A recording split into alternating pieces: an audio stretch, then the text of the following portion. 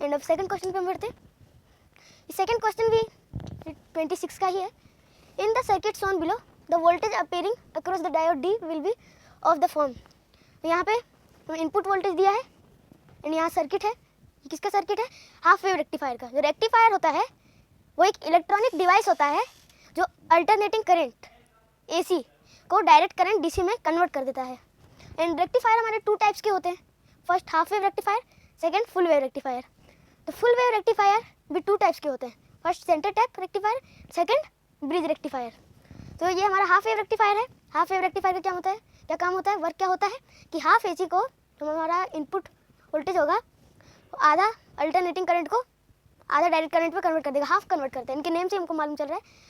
तो यहाँ हमको बताना है कि आउटपुट वोल्टेज क्या आएगा। सबसे पहले तो हम देख लेते हैं कि यहाँ वनी डायोड लगा है। यहाँ पे पहले तो वनी डायोड लगा है, हाफ वेव रेक्टिफायर हो गया, इसका भी हाफ कन्वर्ट हो जाएगा। एंड सपोज दैट कि ये पॉजिटिव है, ये नेगेटिव है, तो करंट यहाँ से फ्लो होगा, बट ये अलाउ नहीं करेगा। करंट यहाँ से फ्लो होगा इधर, बट ये अलाउ नहीं करेगा बिकॉज ये रिवर्स बाइसिंग का काम करेगा इधर से, तो करंट को फ्लो होने नहीं देगा ये। एंड अब हम सपोज कर लेते हैं कि ये वाला पॉजिटिव हो गया, ये वाला नेगेटिव हो गया, तो करंट यहाँ से फ्लो होगा एंड ये इसके लिए फॉरवर्ड बाइसिंग का काम करेगा, तो करंट भी फ्लो हो पाएगा। अब हमको पता चल गया कि ये वाला हाफ कन्वर्ट कर देगा। अब हम सीधा अपने ऑप्शंस पे देखते हैं ऑप्शन कौन सा करेक्ट है।